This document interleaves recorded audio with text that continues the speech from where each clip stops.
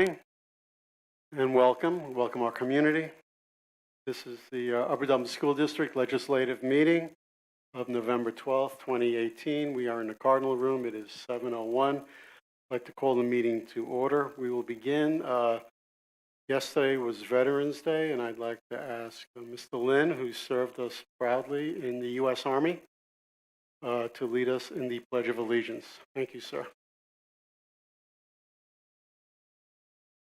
Together, I pledge allegiance to the flag of the United States of America and to the republic for which it stands, one nation, under God, indivisible, liberty and justice. Thank you, Mr. Lynn, and thank you for serving. Roll call, please. Evans. Mrs. Franczyk, Mrs. Good, Dr. Kim, Dr. Ludwig, Mr. Ropke, Mrs. Rothman, Mrs. Sherpier, Mr. Sirota, Dr. Levinowitz, all present. Here. Thank you. Okay. I'd like to give a welcome to everybody attending tonight. A few things I would like to bring up tonight. Throughout the nation this past weekend, communities paid tribute to veterans with a variety of parades, ceremonies, and dedications. This year also marks the 100th anniversary of Armistice, which ended World War I on the 11th hour of the 11th day of the 11th month. President Woodrow Wilson declared a national day to commemorate the armistice a year later in 1919. That has since become Veterans Day. The sacrifices these men and women make, all to protect our freedoms and our way of life, can never truly be repaid. We are forever in their debt, and we continue to be grateful for all they do. On this Veterans Day, let us remember the service of our veterans, and let us renew our national promise to fulfill our sacred obligations to our veterans and their families who have sacrificed so much so that we can live free. This week, we also celebrate American Education Week. The stress that 25% of the country's World War I draftees were illiterate and 9% were physically unfit, representatives of the National Education Association and the American Legion met in 1919 to seek ways to generate public support for education. The conventions of both organizations subsequently adopted resolutions of support for a national effort to raise public awareness of the importance of education. In 1921, the NEA Representative Assembly in Des Moines, Iowa, called for designation of 1 week each year to spotlight education. In its resolution, the NEA called for an educational week observed in all communities annually for the purpose of informing the public of the accomplishments and needs of public schools and to secure the cooperation and support of the public in meeting those needs. The first observance of the American Education Week occurred December 4th through 10th, 1921, when the NEA and American Legion as the co-sponsors. A year later, the U.S. Office of Education joined the effort as a co-sponsor, and the PTA followed in 1938. Other sponsors are the U.S. Department of Education and national organizations, including the National PTA, the American Legion Auxiliary, the American Association of School Administrators, the National School Boards Association, the American Federation of Teachers, the American School Counselor Association, and the Council of Chief Schools Officers, and the National School Public Relations Association, the National Association of State Boards of Education, the National Association of Elementary School Principals, and the National Association of Secondary School Principals. We can all agree on something, and that's the importance and the role that public education plays. Now, American Education Week is always celebrated the week prior to the week of Thanksgiving. The Upper Dublin School District is extremely proud to celebrate public education and honor individuals who are making a difference in ensuring that all children receive a quality education. Our public schools are here for each and every student.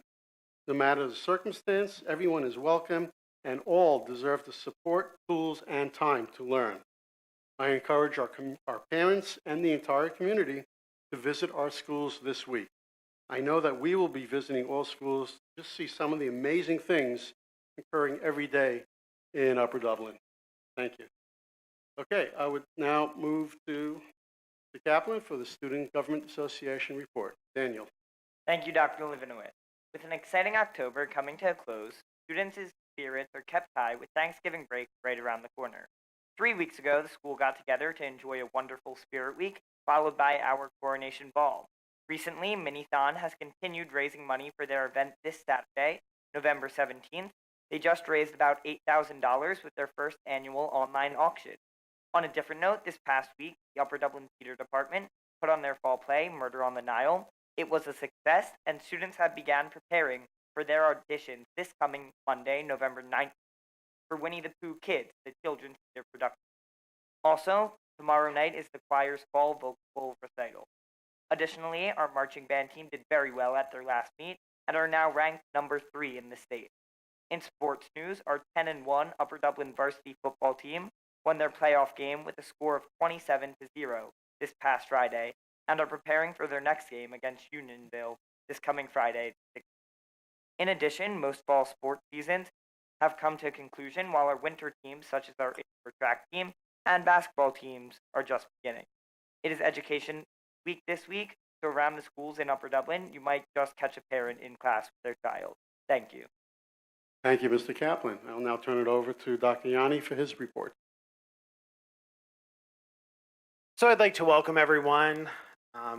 As Dr. Levinowitz mentioned, this is American Education Week, and so we thank our community for the support that they give our kids, our teachers, our administrators, and our schools in general. This Friday night, as Daniel mentioned, our Cardinals will host Unionville Chadsford at 7 o'clock in the stadium. Looking at the weather report, if you look at the weather report, on Thursday we're going to have snow flurries, and on Friday we're going to have rain. So we're hoping for good weather. And as a side note to that, Unionville Chadsford High School starts later than we do. So we want to make sure that our football players get a good night's sleep the night before the big game. Last week I had the pleasure of meeting with colleagues from across the state at an equity conference, where Upper Dublin was mentioned as one of the districts that is ahead of the curve and leading the way in terms of equitable practices in our school district. And in closing, next week we will have a group of kindergartners join our Monday morning messages to tell the community what they're thankful for in their kindergarten classroom. So stay tuned for Monday morning message video on Monday morning. Thank you. Okay, thank you, Dr. Yanni. We have one presentation tonight. Ms. Bray, will you introduce it, please? Tonight, Ms. Jamie Doyle from PFM Financial Advisors here to talk to us about the results of our negotiated pricing on October the 9th, 2018. That would be the first borrowing for Sandy Run Middle School. And Ms. Doyle is certainly not a stranger to either our meetings or our legislation. Jamie? Good evening. It's a pleasure to be here. Have a doc yellow cover.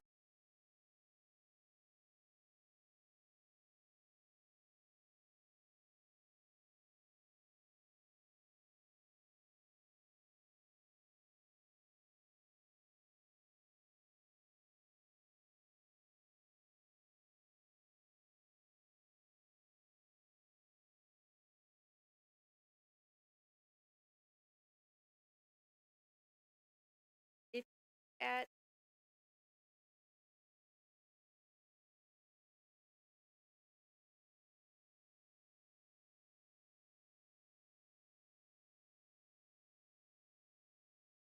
Very good. Up close. If you look at page 1 of my handout, the top part of the interest rate chart, long-term fixed interest rates continue to be below historic averages, which is good for your borrowing that we just conducted on October 9th. The short end of the curve is above historic averages as the Federal Reserve Committee continues to increase short-term rates, and that's good for your investment So it's really the best of both worlds for the district as far as short-term and long-term interest rates go. If you look at the bottom half of the chart, you'll see the day-to-day movement of this same index. So again, not at all-time low interest rates, but still very, very attractive levels. As I'm sure you heard last week, the Federal Reserve Committee left short-term rates unchanged, and there's somewhere between a 75 to 77% chance that they'll increase them at their December meeting. That's really already built into the market. We've already locked rates in on this particular. The next several pages, I won't belabor them. They're your credit rating report detailing your excellent AA3 credit rating.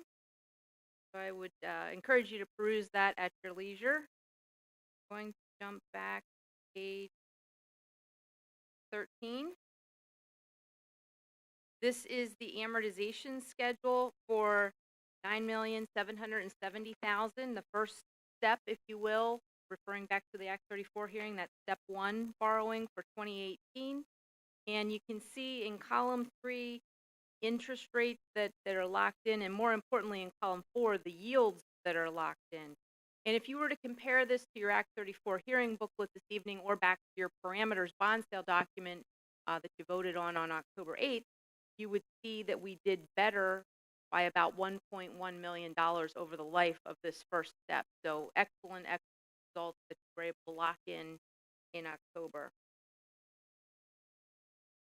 If you look at page 14, you'll see the sources and use of the funds for this first piece of the borrowing. And I would just draw your attention to the middle of the page. Settlement is actually scheduled for Wednesday, November 14th. And that box labeled yield of the issue, that's the rate that we'll report to the IRS.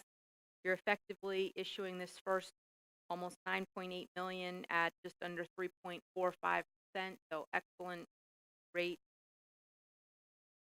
You may ask why $9,770,000, why not full $10 million? It's because the calculation at the bottom of this page, investors wanted certain couponing structures, so in exchange for the coupons they wanted, they have to pay you more than 100 cents on the dollar. That's called original issue premium. See, you're going to receive $128,000 change at settlement in exchange for that coupon structure, which is why we downsized a little bit. And then on page 15, you'll see your updated debt portfolio, which now includes column 11 for the series of 2018 bonds that were discussed this evening. And then the last page is just a summary of the highlights that I did. But in conclusion, we were very pleased with the interest rate environment, very pleased with the negotiated pricing with RBC and Rauscher, and happy to answer any questions that you have at this time, but you did very, very well on this first step of the borrowing. Okay, thank you, Ms. Doyle. Questions from the board? Okay, well, thank you very much. Thank you.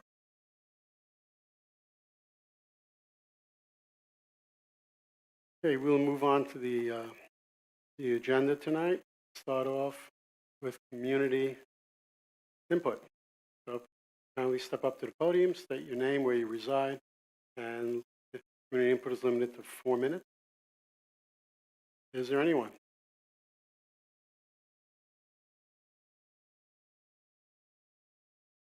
Roland Lynn from Fort Washington Village.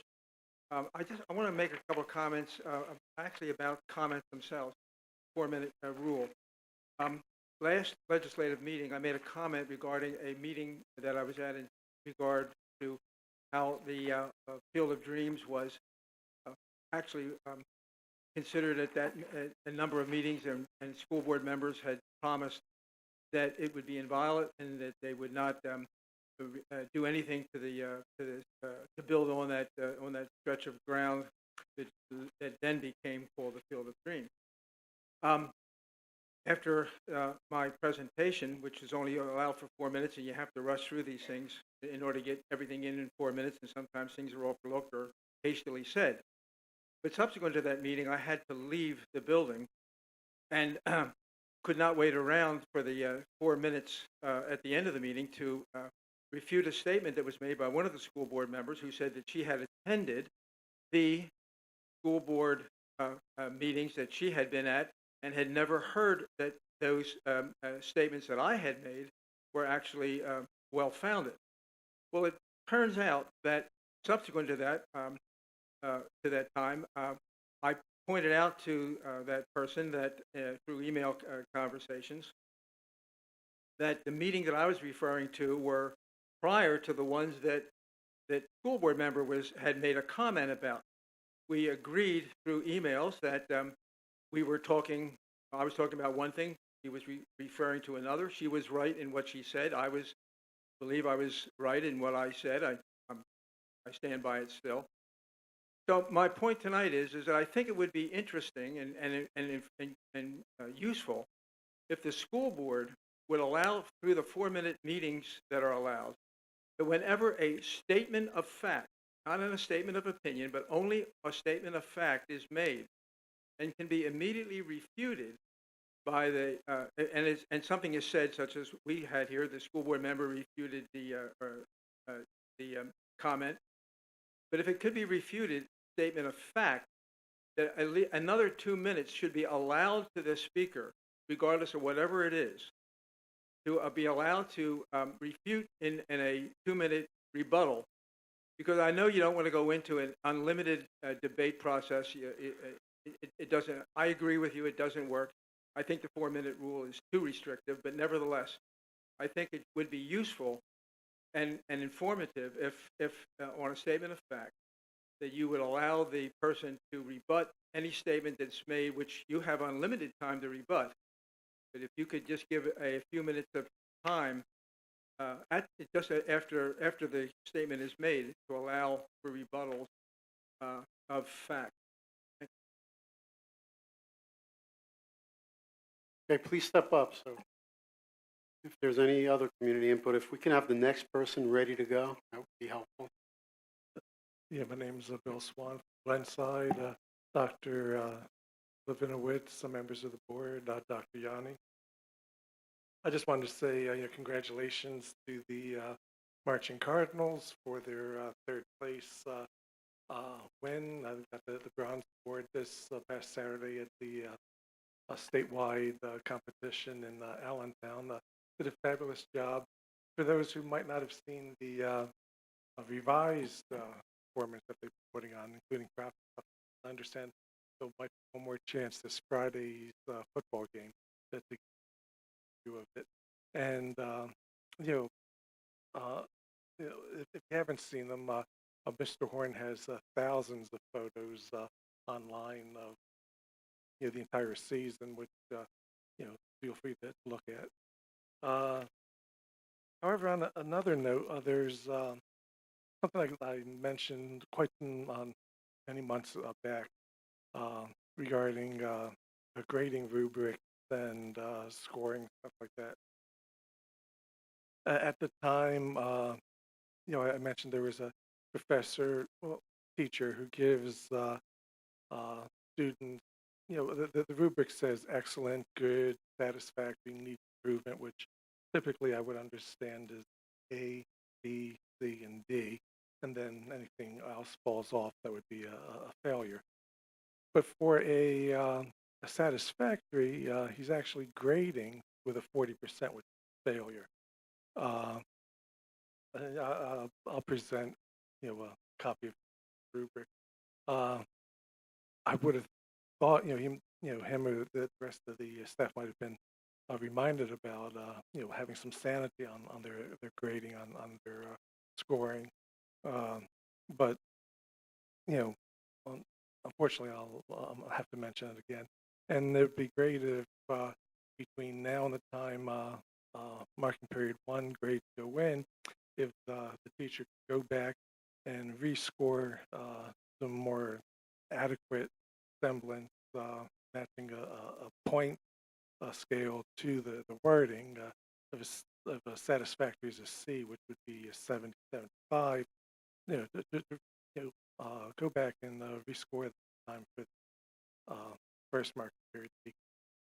Thank you.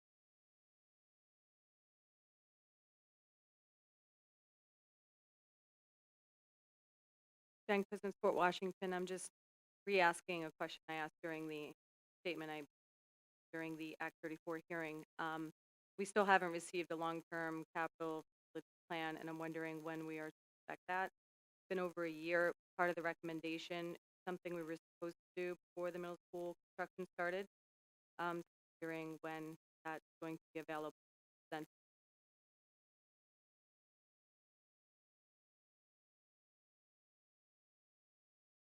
Hi, Steve. Phil Hack. I just had a question. I was the paperwork here and there for carrying them on. Wondering where we go is evaluating where we are with.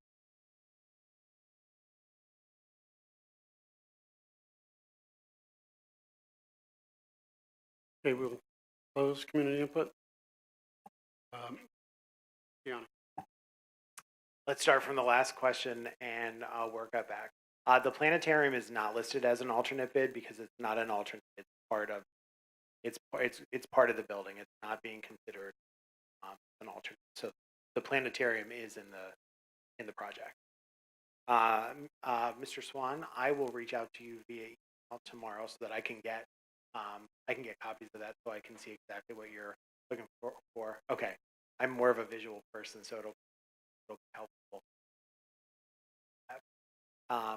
I would hope in December that we are able at our operations committee to share the first initial draft of what we're calling the long-range capital plan. We're in the process of pulling that all together right now with some information around priorities and also information about how to fund those projects. And I think that answered all of the questions. Okay. We will move on. Announcements and communications, Ms. Bray.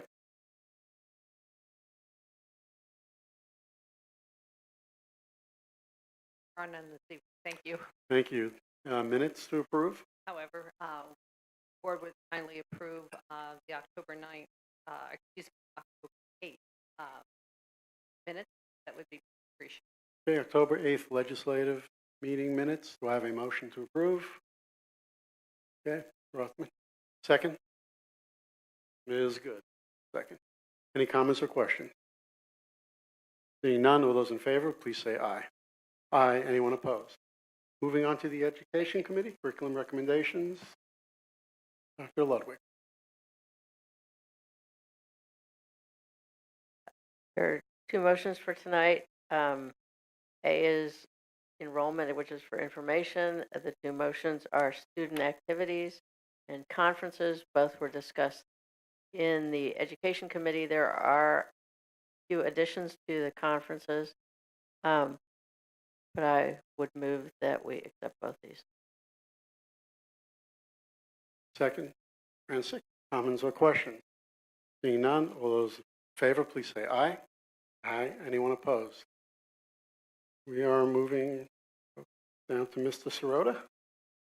Operations.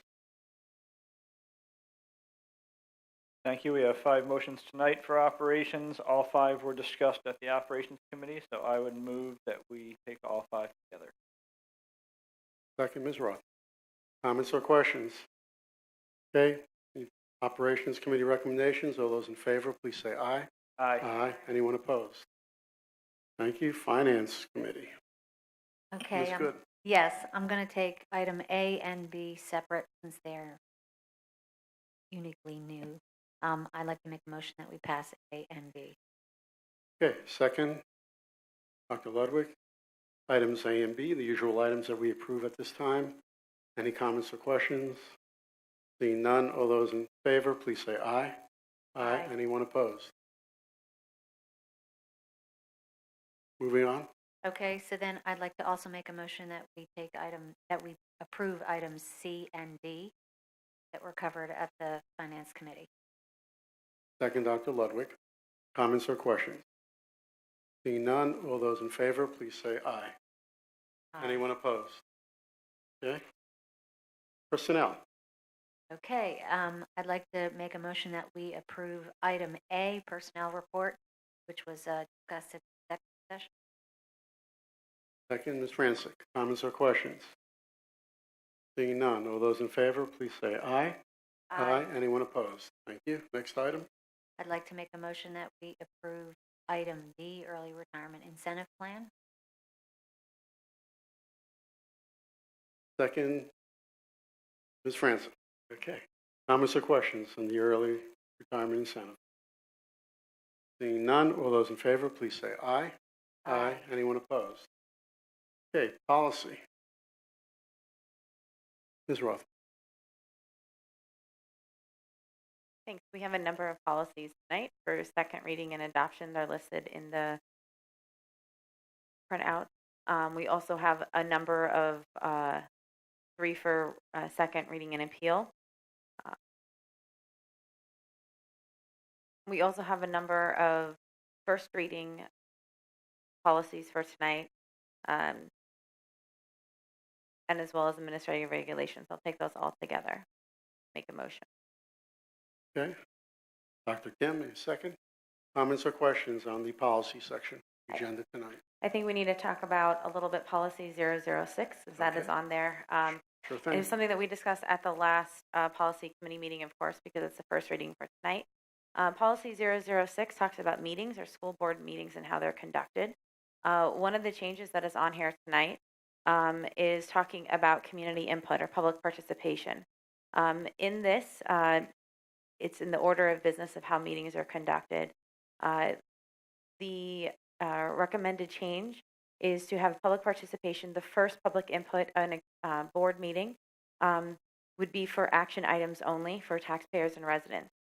For district students, however, comments would be included to any matters of concern, official action or deliberation, which may or may not be for the board.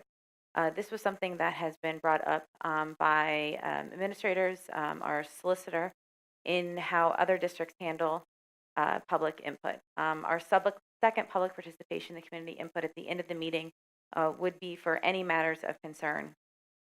This is something that has been recommended in order to help our meetings flow faster, and we have defined action items in it.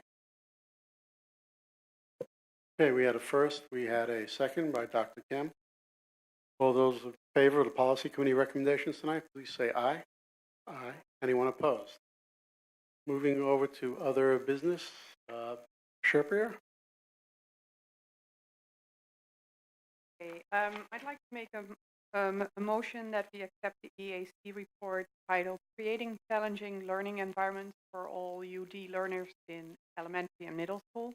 This was written by Heather Harrington, Eric Horn, Meredith Sloan, and Lynn Unicle. And yeah, I bring that.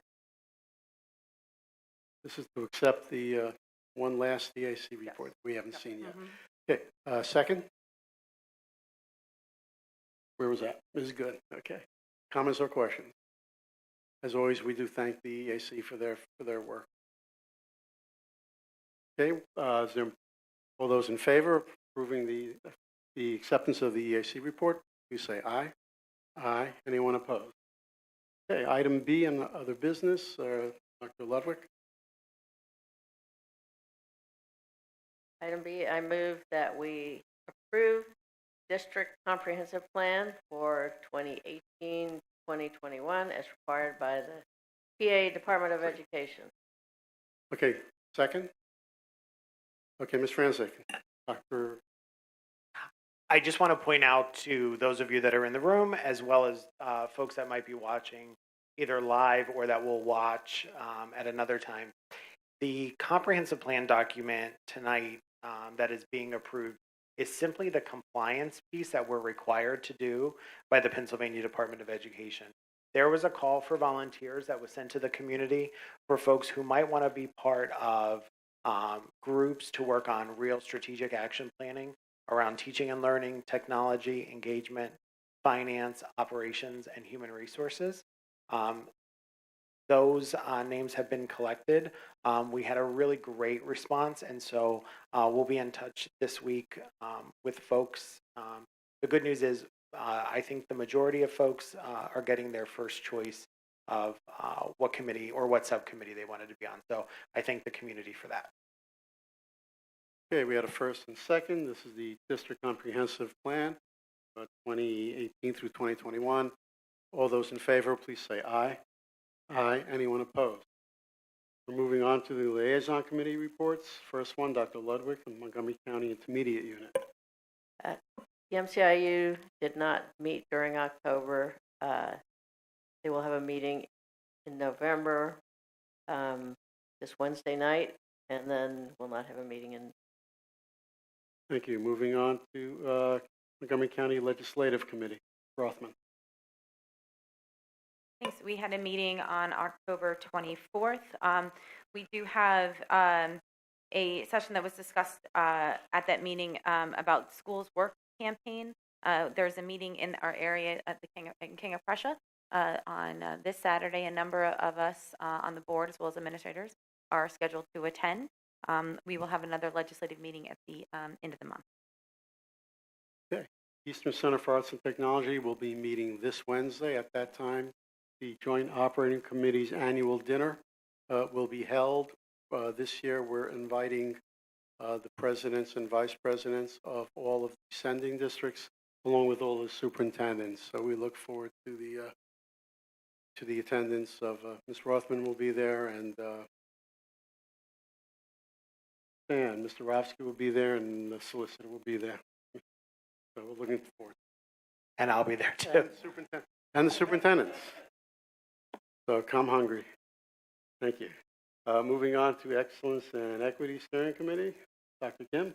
Sure. This coming Thursday, November 15th, the African American Black Students and Families Group will be hosting Dr. Yanni for a question and answer forum. In addition to that, the November 19th Equity Media Steering rescheduled, but exciting of some of the work that will be planned moving forward. So keep an eye out for that. Again, the committee is excited to see that Dr. Yanni was appointed to state level. Yep. Congratulations, Dr. Yanni. Moving on to the Educational Advisory Committee, Sherpia. All right, EAC met last week, and they are now in the process of starting their research on their topic for this. Okay. Moving on to Pennsylvania School Boards Association. Last month we held our annual conference. I think it was very successful. I just would like to remind the board and our superintendent and our administrators that this year the National School Boards Conference, which will be held the end of March, will be held in Philadelphia. And this is an opportunity for us to just hop a train and spend a day at the NSBA. It's an extremely worthwhile conference, and I know many of the board members hopefully will be able to attend for a day or two. Moving on to PTA, PTO, Ms. Francis. Thank you. On October 23rd, we had the opportunity, Dr. Yanni and myself, to meet with the leadership of the PTOs, PTAs, and speak. And we had a very productive session. It was extremely well attended. We thank all of the volunteers for coming out.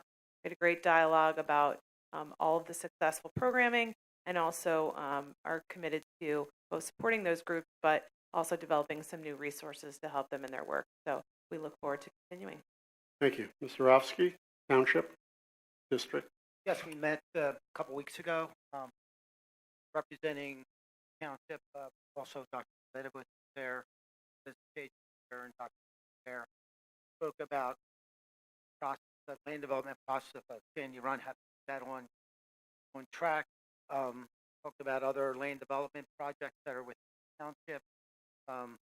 Talked about long-term financial projects. We also talked about upcoming events. Thank you, Mr. Rose. Our next meeting time until February. February. Thank you, sir. Education Foundation, Ms. Good. Yes, the foundation met on the 23rd of October and is meeting again on the 27th of November. We're getting into annual appeal time. It's the time of year if you're considering philanthropic donations before the end of the year. Would consider the Upper Dublin Education Foundation. It's always a. Thank you, Ms. Good. Solicitor's report. Thank you. Last month, the governor signed into law several amendments to the school code. They were outlined in an update to the board. Notably, Act 80 of 2018 The anti-hazing law legislation comprehensively rewrites Pennsylvania's current anti-hazing law, and we recommend that in light of the adoption of this new law, that the board review and update anti-hazing policy to ensure consistency with the new law. Okay, we are up to the second community input. So if you would like to address the board, kindly step up to the podium, state your name, where you reside in the township, and it's 4 minutes. Jen Cousins, Fort Washington, about that policy. Can I get clarification? Sure, I quite understood that. Are you saying that if a topic is not on the agenda, not listed as an action item for the evening, then you cannot, that's the only thing you can comment on during the first public comments? And the second public comments can be open for any other topic that's not on the agenda? Yes, a little bit, you could clarify. Like today, on all these agenda items, if I wanted to talk about Field of Dreams, would I not have to do that comment? I think is what I'm.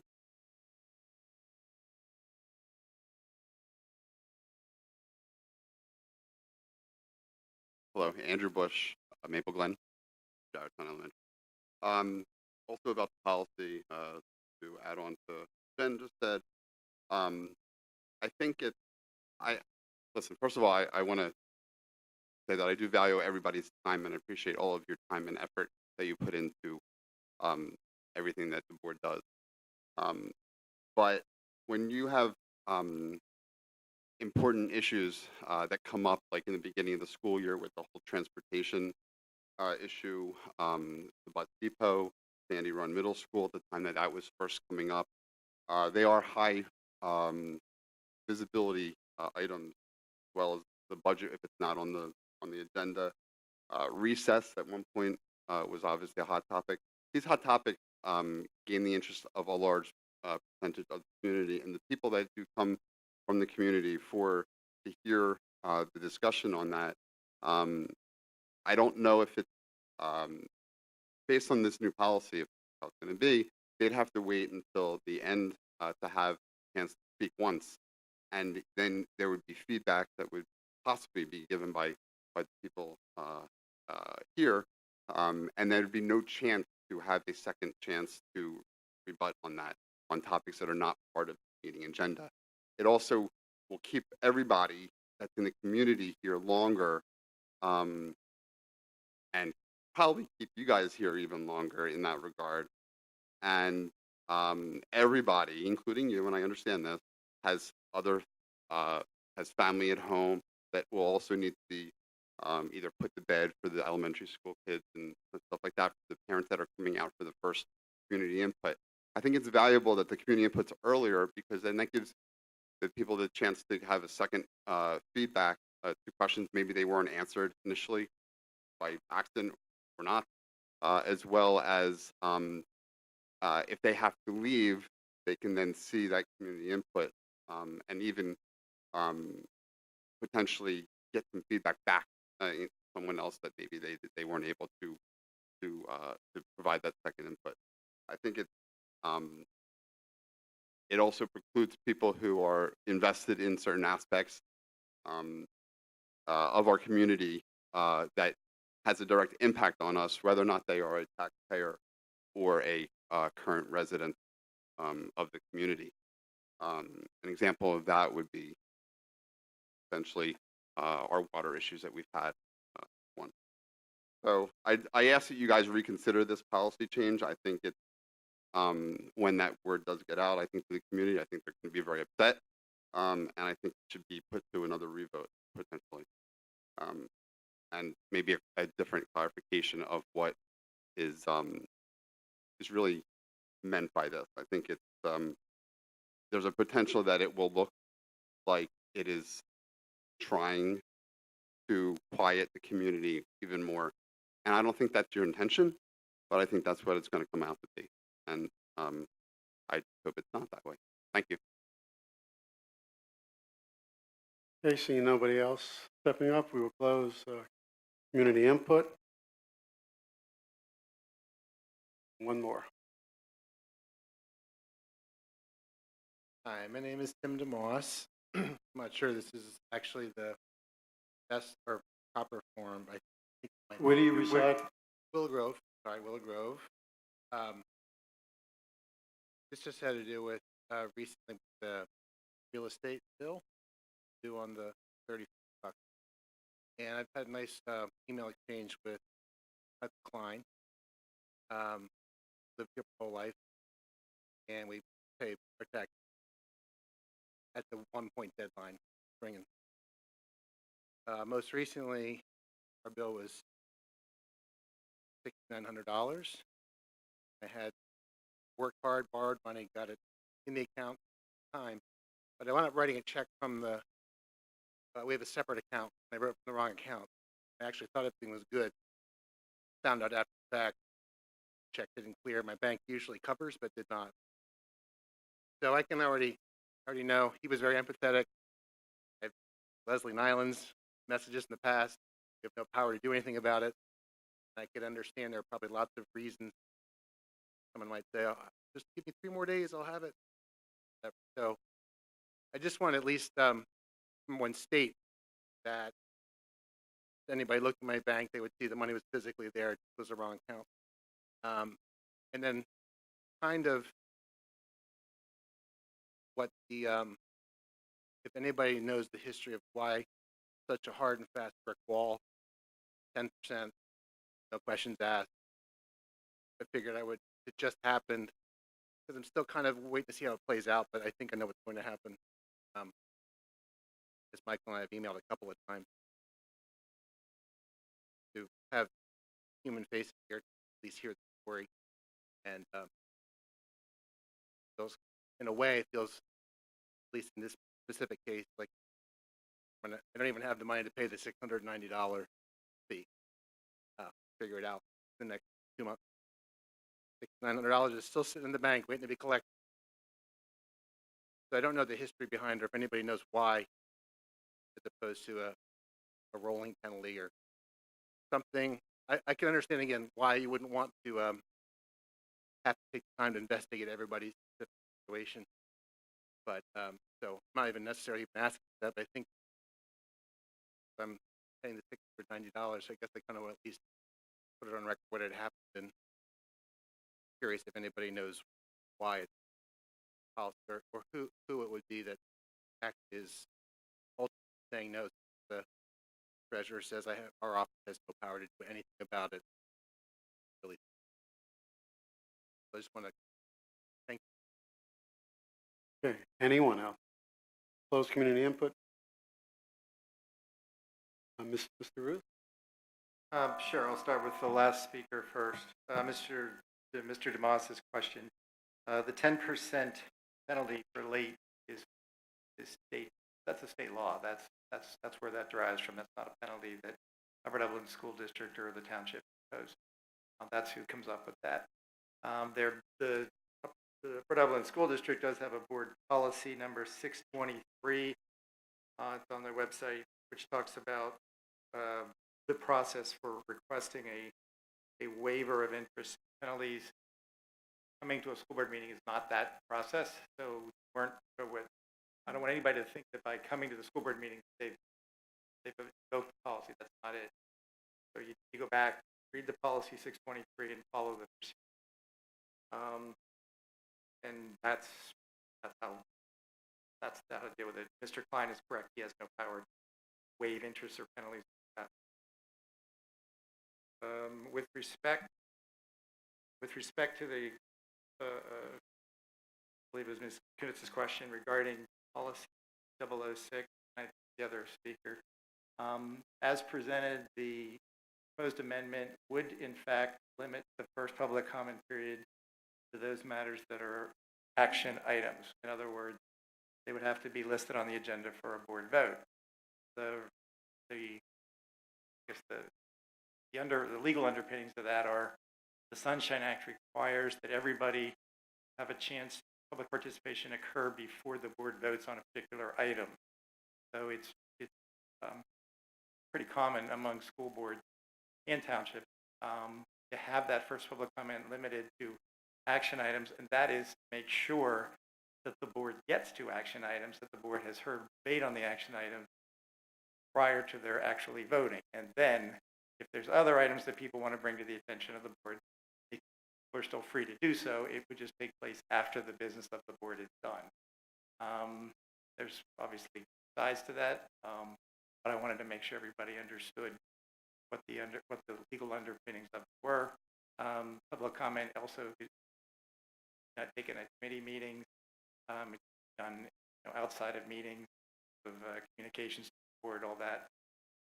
That's the theory, is that it allows the board to take action on action items at a point in the meeting when they've gotten all of the public input on those items, then they're ready to take public.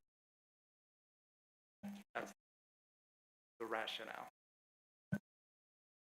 Okay, thank you. Are there any other comments from the board? Mark? Swear. I just wanted to clarify Mr. Bush's comments about 006. That was a first reading for 006, right, Sarah? So it will be reviewed and revoted again, so it has to get discussed at the next policy committee meeting and then brought back here to a legislative meeting before it can go into effect. So that input is timely and will be considered. I was slightly confused on one of your comments. The language about who can speak is not new. That's not a new proposal. That's the taxpayers only.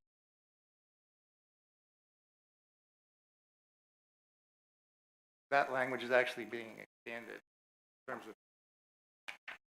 if you look at the bottom of page 4, it does expand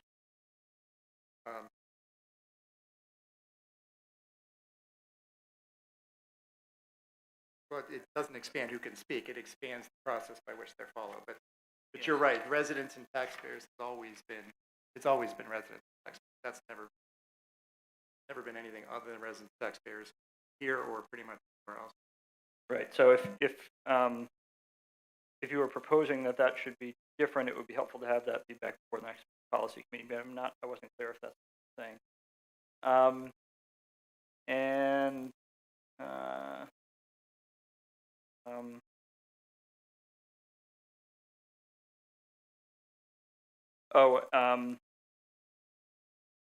No, covered it. Okay, thank you. Any other comments from board members? Okay, Dan? Yes, Mr. DeMoss, thank you for bringing your concerns to the board. We have our solicitor here. He addressed it, gave an answer. So that's what here all about. Not only the board members, issue. Mr. Bush, on your community input, I mean, is it fair that someone who wants to ask a question on agenda item have to wait an hour and a half talking about have 18 people talking about the same bus issue? It's not fair for that person to wait an hour and a half. How many they want to wait?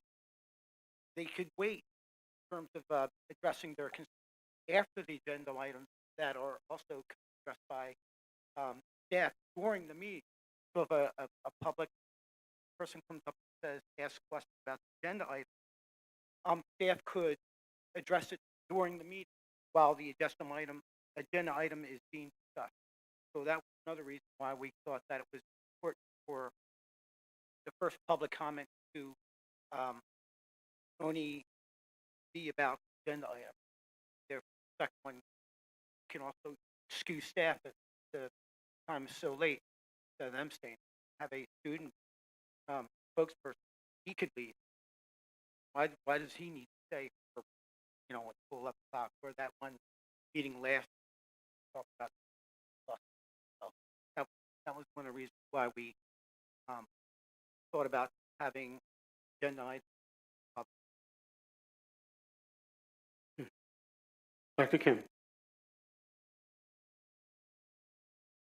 All right, I'm just going to make the correction that Mr. Sorrell likes to make. Actually, technically it's not a policy; it's a local board procedure, and that's just an informational note. from the policy meeting. I do think that more feedback can actually be done at the policy meeting. It's announced that November 26th. This is where we actually do discuss these policies and local board procedures. So if there is any more community feedback and specifically related to that, I do believe that's appropriate time, especially before it does go before second read. I just want to make that aware of that. The last thing is just simply, today we did go through the legislative point roughly in about a half an hour, and Bruce's point, it's really the community input there. The first action that we're trying to get at, say that all the board here wants informed decision. The first is give the information from the community to make that particular legislative action. So I do believe it's actually going to be expedient at the end result. That's one of the things that that's possible. Thank you, Dr. Kim. It also reminds us the importance of committee meetings. I think everything tonight, except for a couple items, was already discussed at a committee meeting. And that's really a better opportunity to discuss in greater detail some of the reasoning, the logic in terms of why items are being brought to the legislative meeting, which is just the voting meeting of the board. Are there any other comments from board members? Hey, Dr. Yanni. I would just like to thank the members of the community that came out to our first coffee talk session that we did several weeks ago at Maple Glen Elementary. During that session, a community member made a suggestion that perhaps we should consider doing a virtual session, especially if parents have young children at home and trying to be out and take care of bedtime and all those routines. So please stay tuned to e-notification. We will be doing a virtual coffee and conversation session either in November or early December. And I look forward to hearing feedback from members of the community. I think we had about 40 people or so that came to our first coffee talk, and it was just a really nice way to have semi-in-depth conversations about some things that are on the community's. So thank you very much to everyone who came. Okay, just to remind the community, as Dr. Kim indicated, our policy committee meeting will be November 26th at 1:30 in the Barn Boardroom. Operations and Finance Committee meetings will be Thursday, November 29th. Very important reorganization meeting on Monday, December 3rd, followed by our Education Committee, and then our legislative meeting December 10th. Seeing no other business in front of the board, is there a motion to adjourn? Dr. Kim, second. Ms. Good, all those in favor, please say aye. Aye. Okay, thank you for coming tonight.